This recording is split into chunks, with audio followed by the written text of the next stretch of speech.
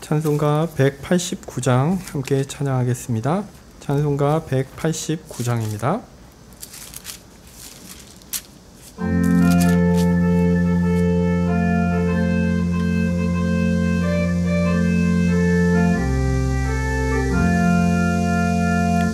마음에 가득한 의심을 깨치고 지극히와 평안 마음으로 찬송을 부르는 어린 양 예수의 그 피로 속죄함 얻었네.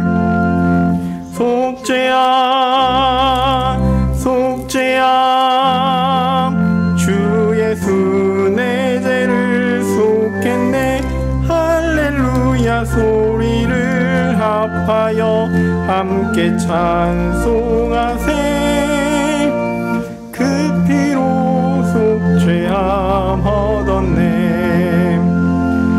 금이나 은같이 없어질 보배로 속죄함 받은 것 아니요. 거룩한 하나님 어린 양 예수의 그 피로 속죄함 얻었네.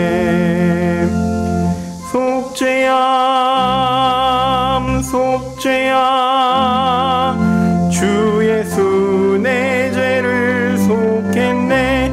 할렐루야 소리를 합하여 함께 찬송하세. 그 피로 속죄함 얻었네. 나 같은 죄 용서함 받아서 주 앞에 옳다함 얻음은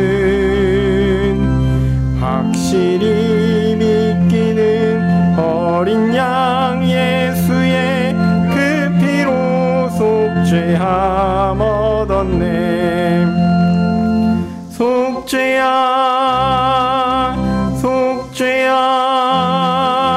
주 예수 내 죄를 속했네. 할렐루야 소리를 합하여 함께 찬송하세. 그 피로 속죄함 얻었네.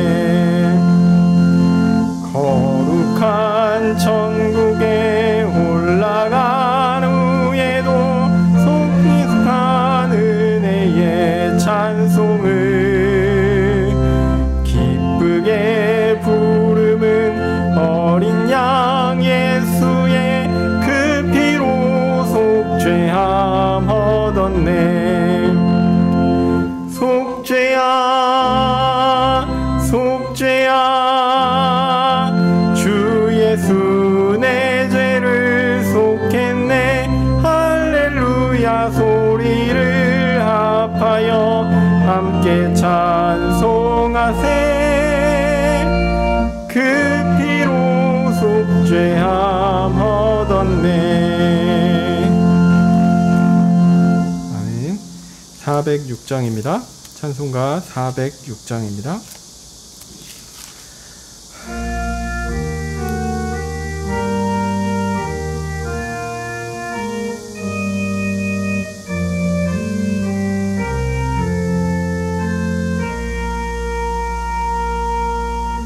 내 맘이 낙심되며 근심에 눌릴 때 주께서 내게 오사 위로해 주시네. 가는 길 캄캄하고 괴로움 많으나 주께서 함께하며 내 짐을 지시네. 그네가 내게 족하네. 그네가 족하네. 이 괴로운 세상 나 지날 때 그네가 족하네.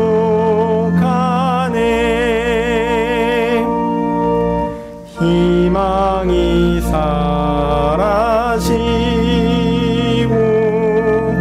친구 날 버릴 때 주 내게 속삭이며 새 희망 주시네. 싸움이 맹렬하여 두려워 떨 때에 승리의 왕이 되시 주 음성 들리네. 그네가 내게 족하네. 그네가 족하네. 이 괴로운 세상 나 지날 때 그네가 족하네. 번민이 가득 차고 눈물이 흐를 때 주 나의 곁에 오사 용기를 주시네. 환난이 닥쳐와서 슬픔에 잠길 때 주님의 능력 입어 원수를 이기네. 그네가 내게 족하네. 그네가 족하네. 이 괴로운 세상 나 지날 때 그네가 족하네.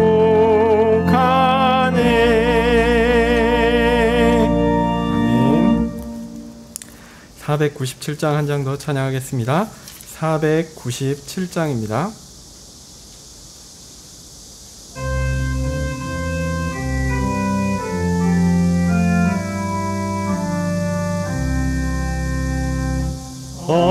어디든지 예수 나를 이끌면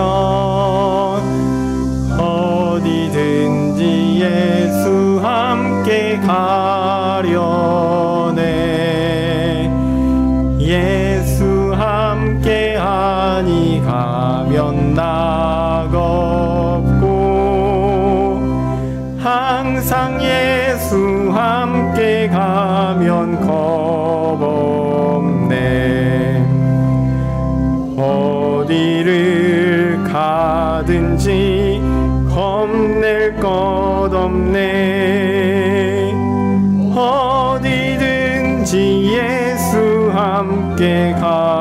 가려네. 세상 친구 모두 나를 떠나도 예수 함께 가면 외로움 없겠네. 가는 길이 위태하고 험해도 어디든지 예수 함께 가려네. 어디를 가든지 겁낼 것 없네. 어디든지 예수 함께 가려네. 어두운 그늘 나를 애워쌀 때에 주가 함께 계심 믿고 가자려네. 죽은 후에 천국에서 깨어나 예수 함께 길이 길이 살리라.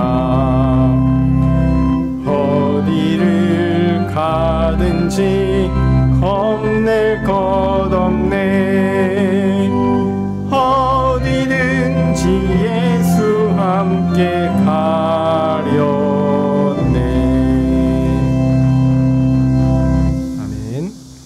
사도신경으로 우리의 신앙을 고백하겠습니다. 전능하사 천지를 만드신 하나님 아버지를 내가 믿사오며 그 외아들 우리 주 예수 그리스도를 믿사오니 이는 성령으로 잉태하사 동정녀 마리아에게 나시고 본디오 빌라도에게 고난을 받으사 십자가에 못 박혀 죽으시고 장사한 지 사흘 만에 죽은 자 가운데서 다시 살아나시며 하늘에 오르사 전능하신 하나님 우편에 앉아 계시다가 저리로서 산자와 죽은 자를 심판하러 오시리라. 성령을 믿사오며 거룩한 공회와 성도가 서로 교통하는 것과 죄를 사하여 주시는 것과 몸이 다시 사는 것과 영원히 사는 것을 믿사옵나이다. 아멘. 거룩하신 하나님, 오직 주의 은혜만을 의지하여 이 자리에 왔습니다. 우리의 부족함과 연약함과 죄악이 우리와 주님 사이를 멀리 떨어뜨리려 하나 주의 은혜는 우리의 그러한 연약함과 약함과 죄악보다 더 강력하여 우리를 다시 주님 앞에 나오게 하시니 감사합니다. 하나님, 그 은혜만을 붙들고 의지하며 나 자신을 돌아보기보다 오직 하나님만을 붙잡으며 바라보며 하나님의 은혜를 붙잡으며 하나님 앞에 나오게 도와주시옵소서. 주의 은혜의 말씀을 오늘 이 현장에 우리에게 들려주시기를 간절히 소원합니다. 주의 은혜로 오늘 하루를 살고 내일을 살 수 있도록 주여 도와주시옵소서. 예수님의 이름으로 기도합니다. 아멘. 네, 오늘 말씀은 누가복음 5장 17절부터 26절까지 말씀입니다. 누가복음 5장 17절에서 26절까지 말씀입니다.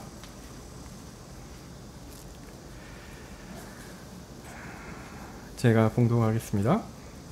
하루는 가르치실 때에 갈릴리 각촌과 유대와 예루살렘에서 나온 바리새인과 교법사들이 앉았는데 병을 고치는 주의 능력이 예수와 함께 하더라. 한 중풍병자를 사람들이 침상에 메고 와서 예수 앞에 들여놓고자 하였으나 무리 때문에 메고 들어갈 길을 얻지 못한지라. 지붕에 올라가 기와를 벗기고 병자를 침상채 무리 가운데로 예수 앞에 달아내리니 예수께서 저희 믿음을 보시고 이르시되 이 사람아 내 죄사함을 받았느니라 하시니 서기관들과 바리새인들이 의논하여 가로되 이 참람한 말을 하는 자가 누구뇨? 오직 하나님 외에 누가 능히 죄를 사하겠느냐? 예수께서 그 의논을 아시고 대답하여 가라사대 너희 마음에 무슨 의논을 하느냐? 내 죄사함을 받았느니라 하는 말과 일어나 걸어가라 하는 말이 어느 것이 쉽겠느냐?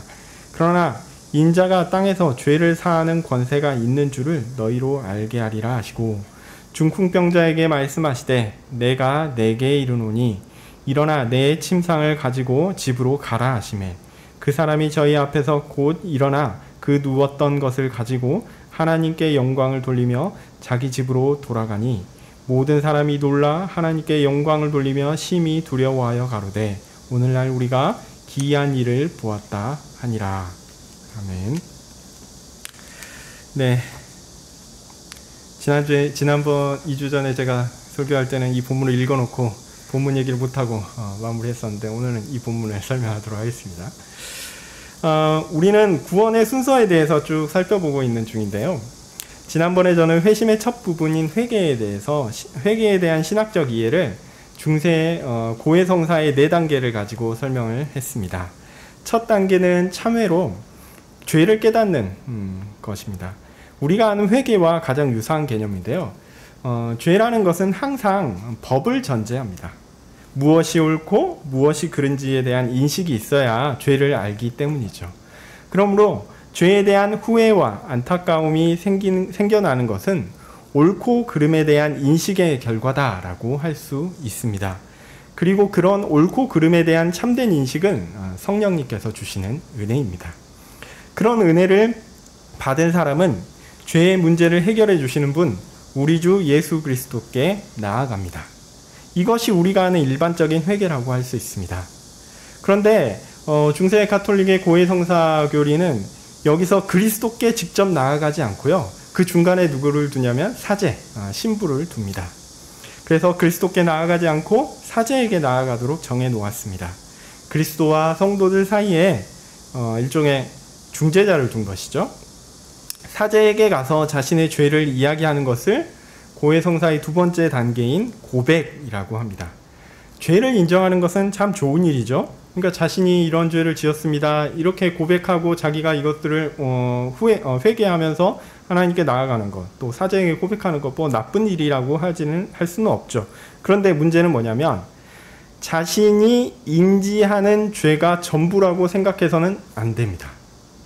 여기서 사제에게 나아가서 죄를 고백하지 않으면 그 고백하지 않은 죄에 대해서는 달리 방법을 제시하지 않거든요. 이게 사실은 함정입니다. 사람이 인지하는 것, 내가 죄다라고 느껴지고 생각하는 그것이 죄의 전부다라고 생각하는 것, 그것은 잘못입니다. 만약 그렇게 고백을 하면 사제는 죄의 형벌을 대신할 방법을 제시를 합니다. 그것이 세 번째 단계인데요. 보속 혹은 만족이라고 부르는 단계입니다. 그러니까 죄의 값을 사람이 행하는 선행으로 갚을 수 있다라는 것이죠.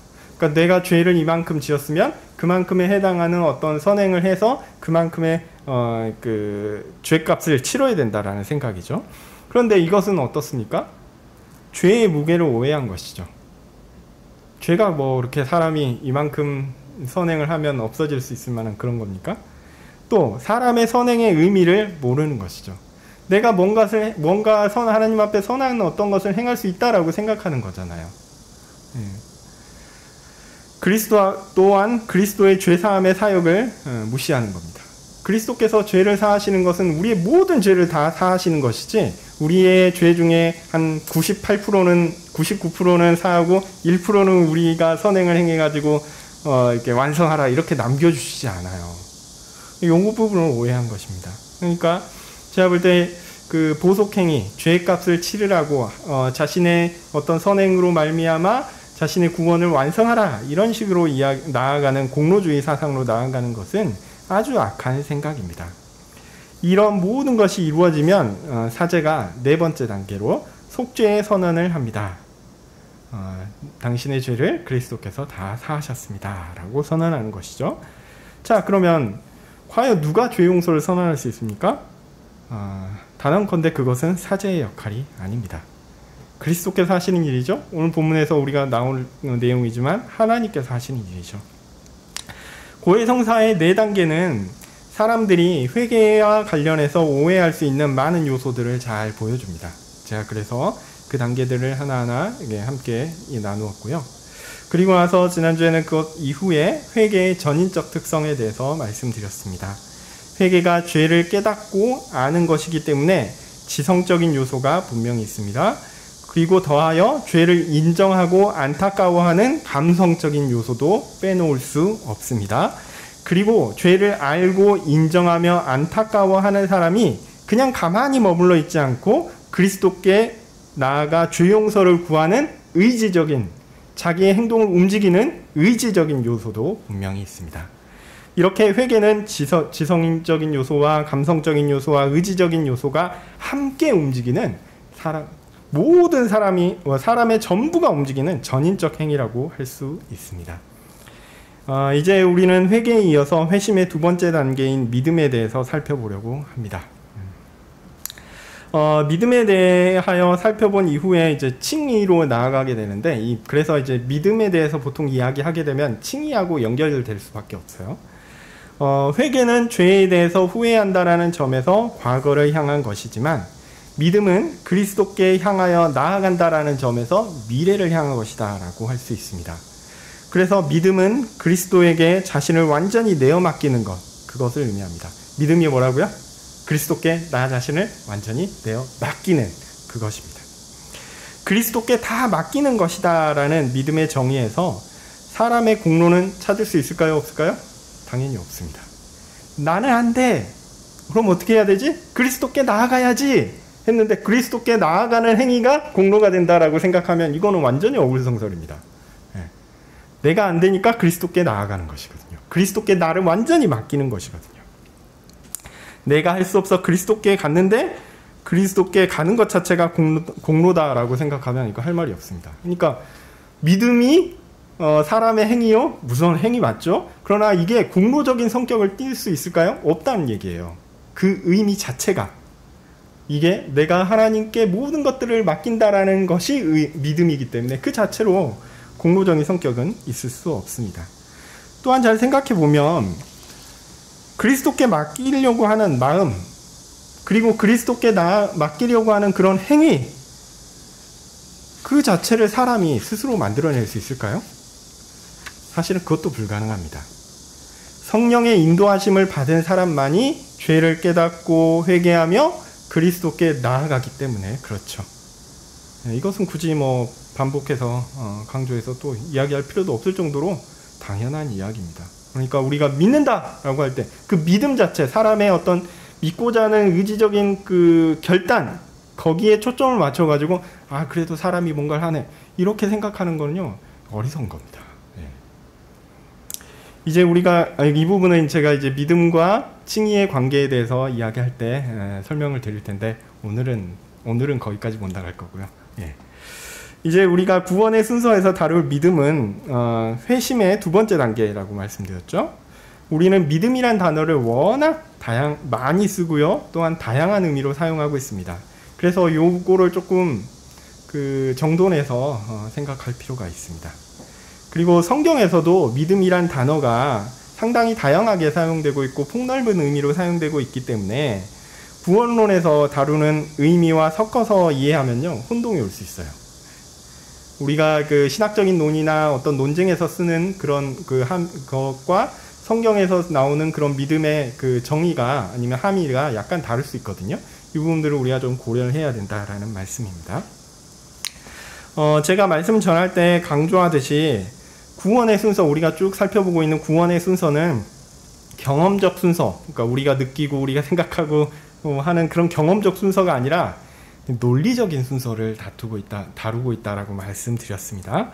경험적 순서는 우리의 인지적 한계로 인해서 명확한 순서로 보이지 않을 수 있어요. 우리가 구원을 통해서 경험하는 회개라든지 믿음이라든지 앞서서 이제 부르심이라든지 그 다음에 부르심에 의한 반응으로서 중생이라든지 이런 모든 것들이 명확한 순서로 보이지 않고 그냥 한꺼번에 그냥 덩그러니 우리에게 오는 것 같습니다. 경험적으로는 그렇습니다. 또 하나님의 교훈적 목적 때문에 반복이 있어요. 회개도 계속 반복해서 하고요. 믿음도 계속 반복해서 하고요. 중생도 반복하는 것 같습니다. 그런 식으로 우리에게 느껴집니다. 반면 구원의 논리적인 순서는 우리가 경험하는 놀라운 구원을 성경의 교훈을 따라 체계적인 순서로 설명하려는 시도입니다. 이것의 목적은 뭐냐면 이단의 잘못된 오류들을 반박하고 우리의 구원 경험이 얼마나 아름답고 또한 놀라운 것인가를 드러내기 위한, 그 풍성함을 드러내기 위한 목적을 갖습니다. 네, 이런 이유에서 회심의 두 번째 단계인 믿음은 회개한 사람이, 회개의 다음이니까요, 회개한 사람이 그리스도께 자신을 내어 맡기는 미래적 의미로서 설명되어야 한다는 것이 설명되어야 한다는 것을 다시 말씀드립니다. 이걸 좀 기억하셔야 되는데, 물론 어려운 부분인데요. 그런 면에서는 이제 믿음과 칭의의 관계에 대해서 설명하는 것이 이게 중요한 파트입니다. 사람의 본성의 구분인 지정의에 따라서 또한 믿음의 요소를 구분할 수 있습니다. 아까 말씀드렸듯이 회개도 이게 지정의로 나눠서 말씀드렸죠. 믿음에는 죄가 무엇이며 죄를 용서하시는 그리스도의 존재와 사역에 대한 지식적인 요소가 있습니다. 그리고 그리스도를 원하고 존재를 사랑하며 섬기며 그의 사역으로 인한 결과를 간절히 바라는, 구원을 간절히 바라고 원하는 감성적인 요소가 있습니다. 정서적인 요소죠. 그리고 이 감성적 요소에서 그리스도께 자신을 적극적으로 맡기고 자신의 모든 것들을 그리스도께 의탁하려는 의지적인 요소가 함께 있습니다. 이 세 가지가 이 믿음의 가운데 있다라는 것도 말씀드립니다. 오늘은 제가 기존에 말씀드리던 방식과 달리 오늘 읽은 이 본문을 쭉 한번 간단하게 살펴보면서 그 안에 드러난 믿음의 지성적인 요소, 감성적인 요소, 의지적인 요소들을 좀 살펴보려고 합니다.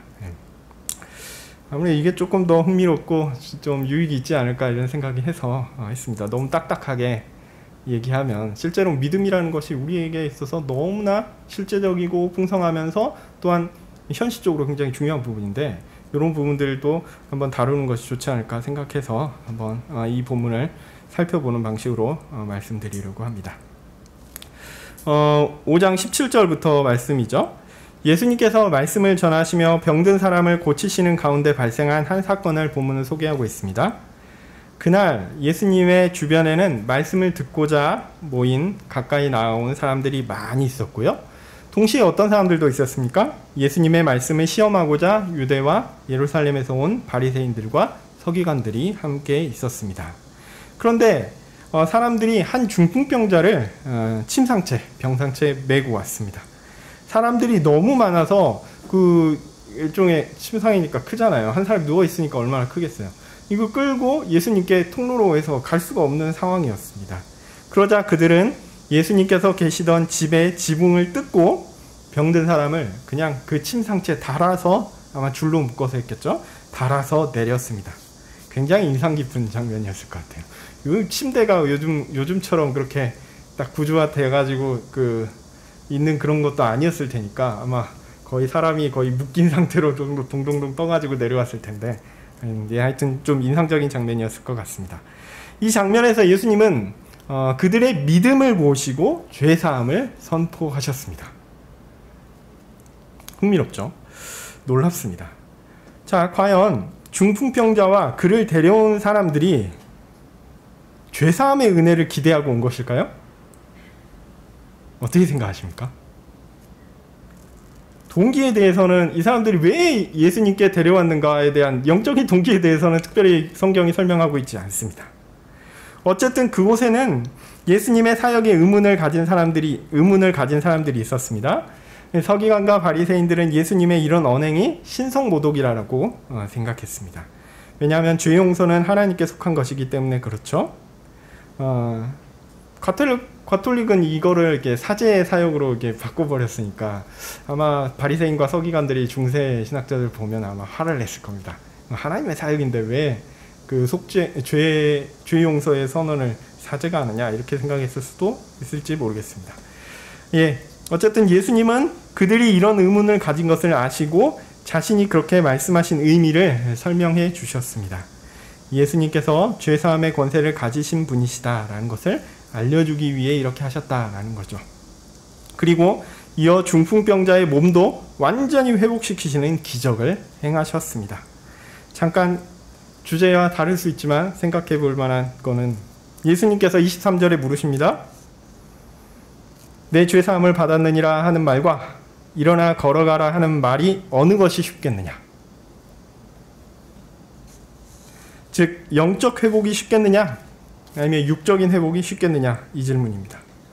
여러분의 답은 무엇입니까? 어느 게 더 쉬웠을까요?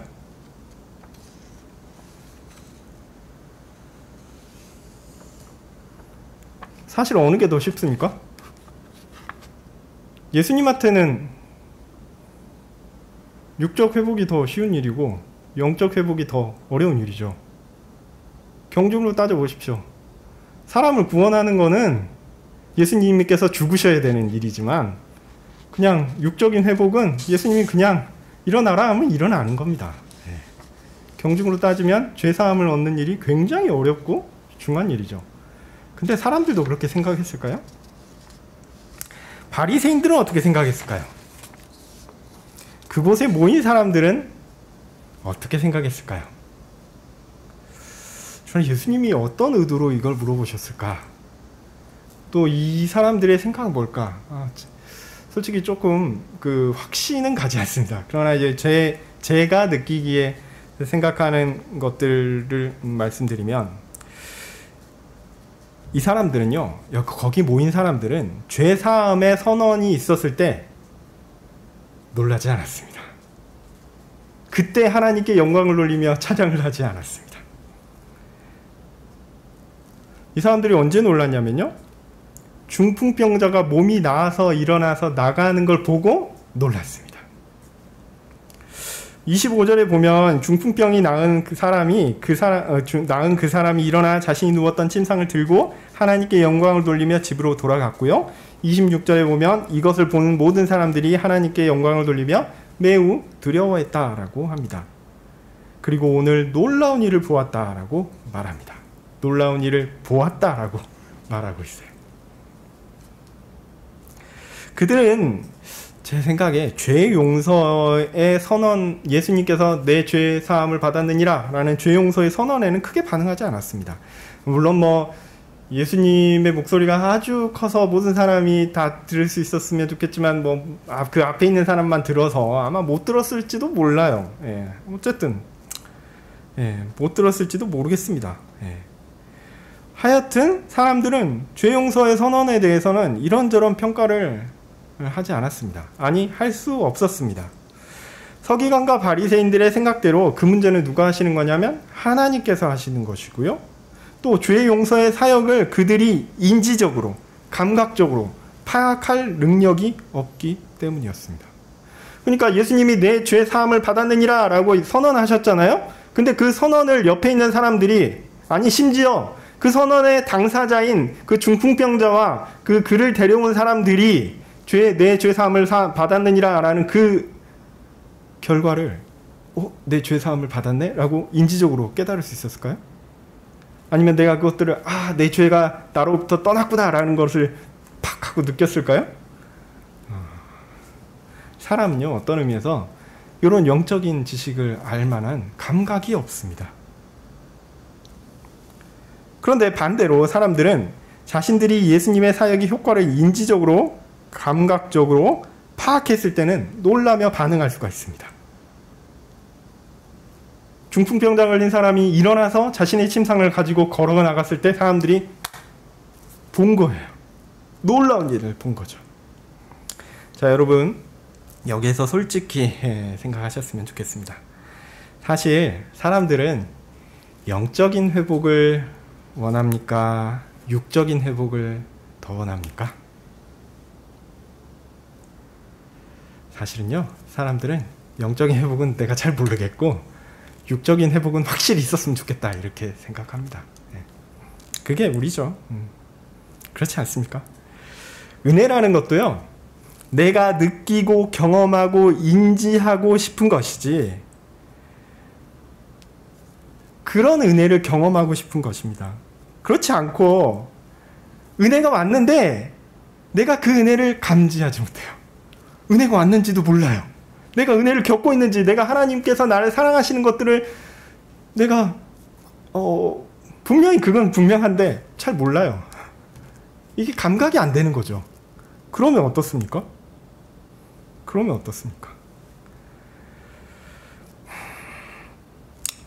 은혜라는 것을 우리는 사실 그런 의미에서 잘 알지를 못합니다.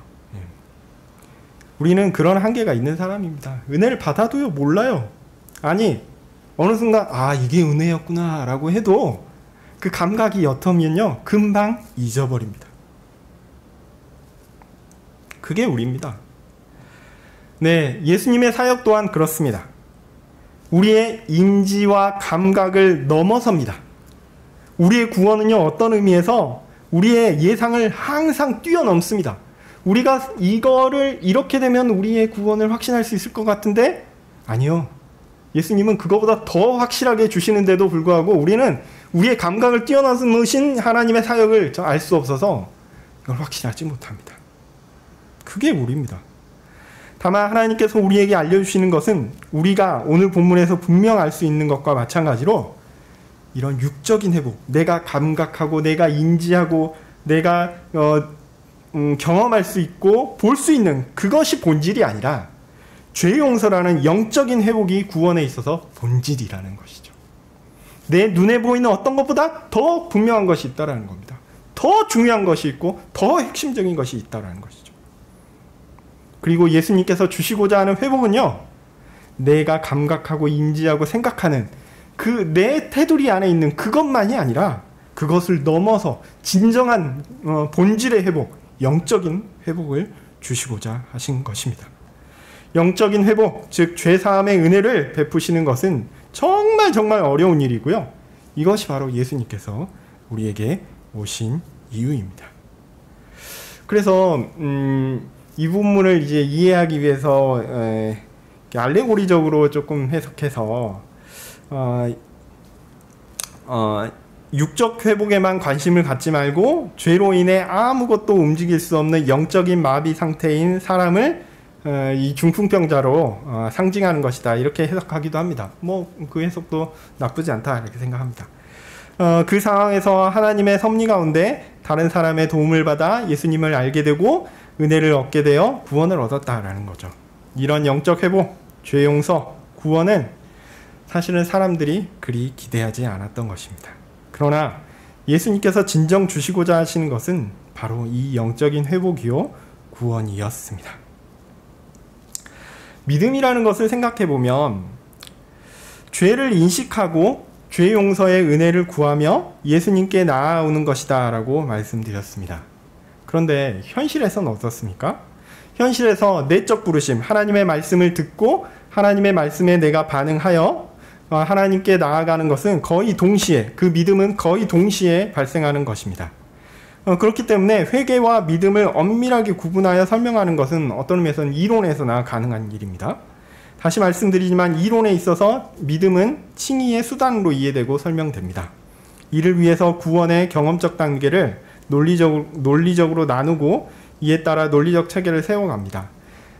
이게 중요합니다. 이 체계를 잘못 놓치고 잘못 꼬아놓으면요, 엉뚱한 논리 구조를 세워서 믿음이라는 공로가 나를 믿음이라는 공로가 나를 구원하는데 기여한다라고 생각하면서 공로적인 구원을 주장하는 사람들이 생겨나기 때문에 이 부분이 논리적으로 중요합니다. 그건 그거고요. 다시 본문으로 돌아가서 다시 과연 중풍병자와 그를 데려온 사람들은 어떤 믿음을 가졌기에 그들의 믿음을 예수님께서 보시고 죄 용서의 선언을 하셨을까요? 과연 그들은 어떤 믿음을 가졌을까요?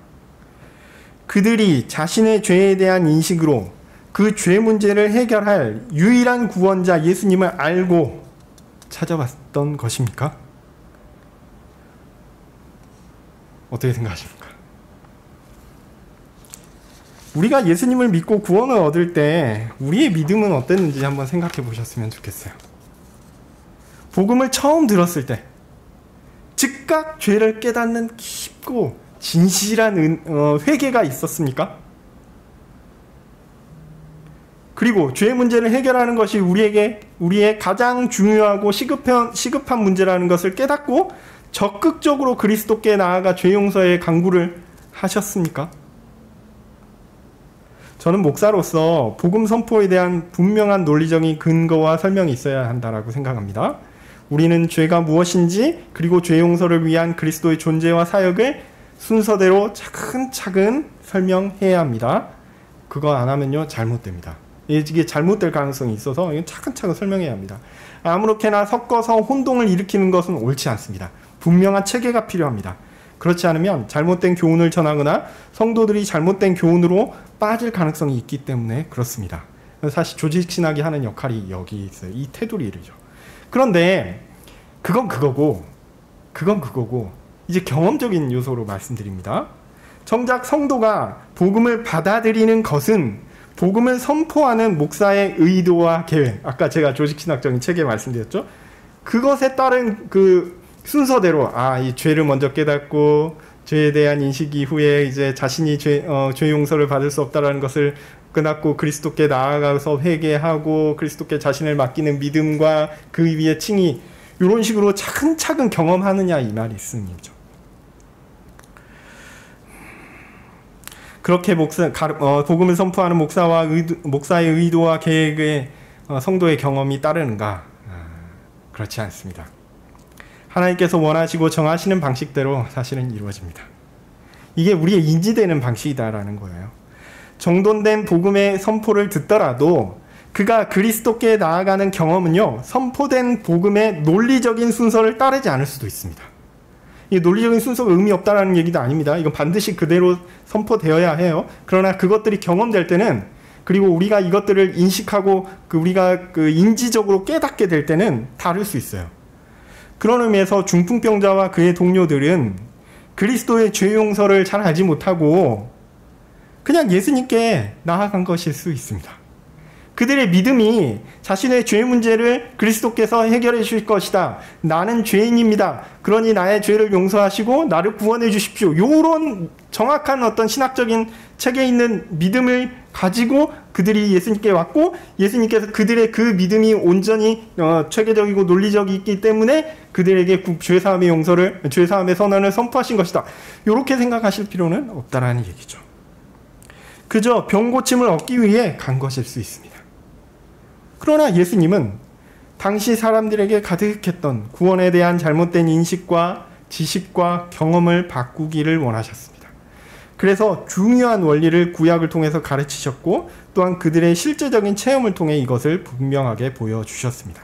그것이 바로 오늘 본문의 사건입니다. 어떤 이유에서든 그들은 예수님의 소식을 듣게 되었고, 자신의 질병을 해결할 수 있는 분이 예수님이다라는 사실을 깨닫고 예수님께 나아왔습니다. 그리고 예수님은 그들이 가진 예수님에 대한 믿음을 귀히 여기시고 그들에게 육적 회복을 넘어서 영적인 회복, 그 죄사함과 구원을 주신 것이죠.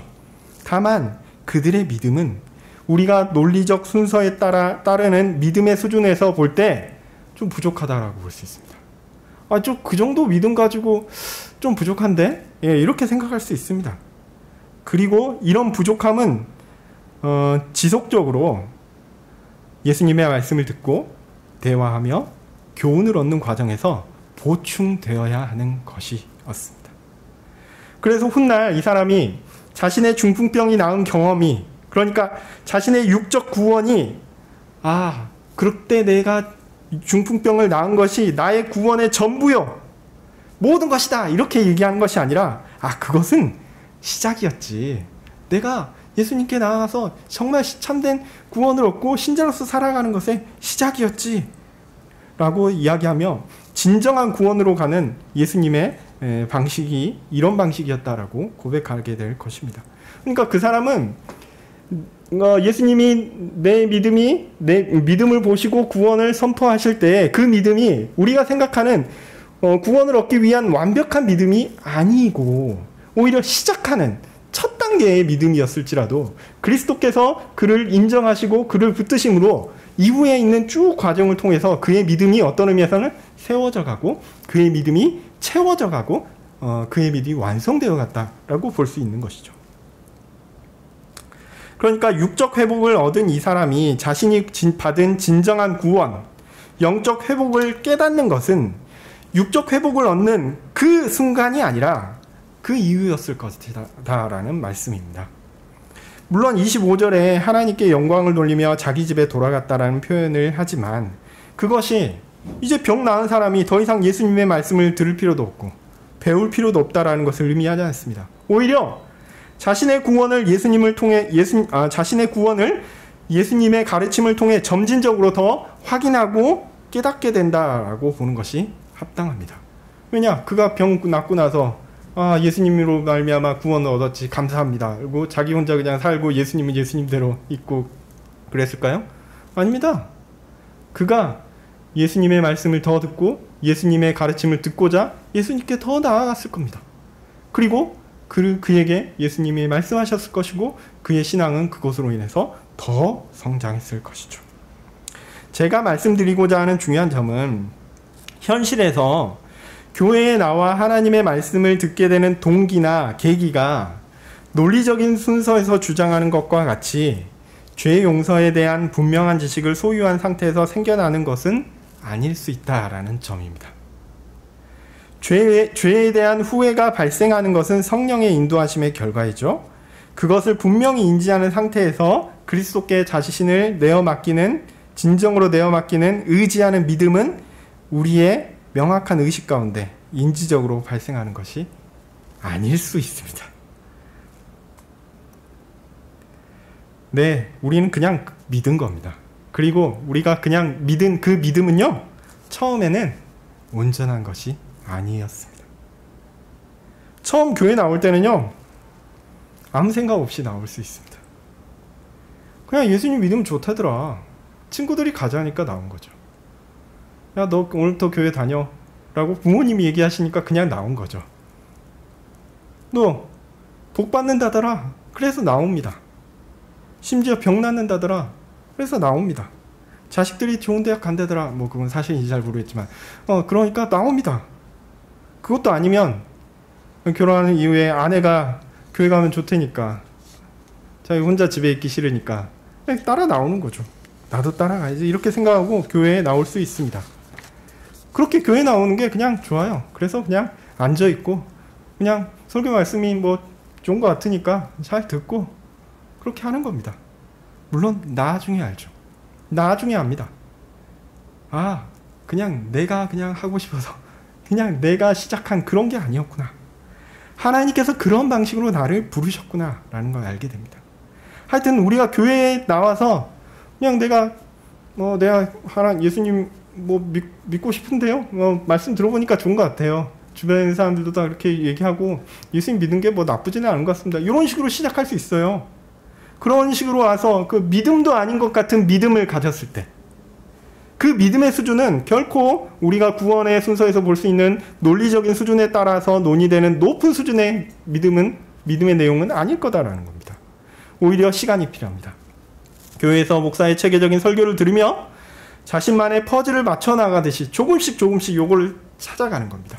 완벽한 그림이 있으면 처음에는 요 조금의 구석이 하나 생기고 그 다음엔 요 구석이 하나 생기고 그러다가 하나하나씩 맞춰가는 거죠. 그렇게 완전하게 나아가는 것이죠. 그게 우리의 믿음 생활입니다. 저는 성경에서 예수님을 만난 사람들도 그렇다라고 생각합니다. 분명한 것은요, 그들에게 믿음이 있었다라는 겁니다. 미약하나마 예수 그리스도를 붙들려는 작은 믿음이 있었다는 것입니다. 목사들은 그런 연약한 믿음을 가진 사람들을 잘 붙들고 바른 교훈으로 잘 양육해야 합니다. 하여튼 성령의 인도하심을 받은 사람들은 어떤 모습으로든 예수 그리스도를 의지하는 믿음, 아주 연약하고 작은 믿음, 그게 이제 감성적인 요소에서는 좋아하는 거고요. 지적으로는 믿는 것이 바른 건가 보다 이렇게 생각하는 거고요. 의지적으로는 그래도 믿어봐야지 이런 식으로 마음이 동할 수도 있습니다. 그리고 그 믿음은 지성과 감성과 의지 모두에서 전인적으로 우리 가운데 역사할 수 있습니다. 그래서 어떨 때는 지성이, 어떨 때는 말씀드렸듯이 감성이, 어떨 때는 의지가 조금 더 셀 수 있고 조금 더 약할 수도 있어요. 우리는 교회의 성도들이 가져야 하는 지향점을 이상적으로 이야기할 수는 있습니다. 우리는 지성적으로도 이 정도의 지식을 가져야지 참된 성도다라고 이야기할 수 있고요. 감성적으로도 내가 이 정도의 그리스도를 향한 그 원함과 사랑이 있어야지 그리스도인이다라고 이야기할 수 있고요. 또 그리스도인이라면 당연히 이 정도는 행하면서 살아야지, 이렇게 의지적인 요소를 이야기할 수 있습니다. 그러나 모두에게 그런 믿음, 왜 당신은 그런 믿음이 없습니까? 라고 판단할 필요는 없습니다. 오늘 본문과 관계해서 현실적 의미에서 믿음의 전인적 요소를 말씀드리면서 마무리하려고 합니다. 오늘 본문에서 믿음을 이야기하면요, 중풍병자와 그를 데리고 온 사람들은 예수님께서 병을 고쳐주시는 능력이 있는 분이다라는 것을 지적인 요소로 믿었습니다. 그리고 예수님께 가면 받아주실 것이다 라고 생각했고 예수님을 만나고 싶었습니다. 예수님께 나아가고자 하는 적극적인 원함을 가진 감정적인 요소가 믿음으로 나타났습니다. 그리고 이 감정적인 요소에서 지붕을 뜯고라도 예수님께 나아가고자 하는 적극적인 의지로 믿음이 실천되었습니다. 중풍병자와 그를 데려온 사람들의 믿음은 이렇게 지성과 감성의 의지의 요소가 충분한 전인적인 믿음의 모습으로 있었습니다. 제가 좀 기계적으로 분류를 했지만 우리의 믿음도 그들과 다르지 않습니다. 하나님께서 모든 환경을 조성하셔서 우리로 예수님에 대한 말씀을 듣게 하셨습니다. 그리고 그런 지식 가운데 우리의 영적 상태를 보고 죄를 깨닫고 후회하며 안타까워하는 마음을 주셨습니다. 그리고 우리 죄를 용서하실 수 있는 유일한 분, 예수 그리스도로 인한 죄 용서를 감성적으로 원하고 바라게 하셨습니다. 그리고 이제 우리로 하여금 적극적인 의지를 가지고 우리의 모든 것들을 다 그리스도께 의탁하도록 하셨죠. 이것이 우리의 믿음입니다. 비록 작고 연약하고 희미하더라도, 지금은 그렇더라도 그것이 믿음입니다. 그리고 이 믿음으로 우리는 구원을 얻게 됩니다. 이 믿음은요, 처음에는 구원에 대한 부정확함이 있을 수 있습니다. 그렇지만 이 부정확함과 약함과 부족함은 교회에서 지속적인 바른 교훈을 받아 그리스도께 의지하는 믿음이 가진 진정한 지식을 채우고 교정하게 됩니다. 그리고 성령의 지속적인 인도하심으로 하나님의 교훈을 원하며 사랑하는 감성이 우리를 채우게 합니다. 우리는 그렇게 성장하는 것이죠. 그리고 더욱 적극적인 의지로 하나님의 말씀대로 하나님을 사랑하고 이웃을 사랑하는 믿음을 실천하려고 노력하게 되어 있습니다. 비록 부족하고, 비록 연약하고, 비록 시작에 있어서는 아무것도 아닌 것처럼 보일지라도 그렇습니다. 하나님이 이끄실 때는 우리에게 이런 부분으로 이끄신다는 겁니다. 하나님은 여전히 우리의 이렇게 연약하고 작고 부족한 믿음을 소중히 여기시며 우리에게 베푸신 구원을 더욱 확신할 수 있도록 도우십니다. 사실은 우리가 이런 믿음을 지금도 경험하고 있습니다. 제가 이게 믿음에 있어서 논리적인 순서에 따르는 믿음과 칭의의 관계에 대해서는 이제 다음번에 제가 말씀드리겠지만, 이 믿음이라는 것이 우리가 제가 뭐 조직신학적인 부분을 말씀을 드리고 있어서라고 이런 얘기를 더 하는 것이지만, 믿음이라는 것은 어떤 정형화 시켜가지고, 그리고 어떤 그리스도인의 삶이라는 걸 정형화 시켜가지고 이 수준에 이르지 않으면 진짜 믿음이 아니야. 이 수준에 이르지 않으면 그리스도께 대한 헌신이 아니지. 이 수준에 이르지 않으면 그리스도께 나아가는 게 아니지. 이런 식으로 판단하지 마시길 바랍니다.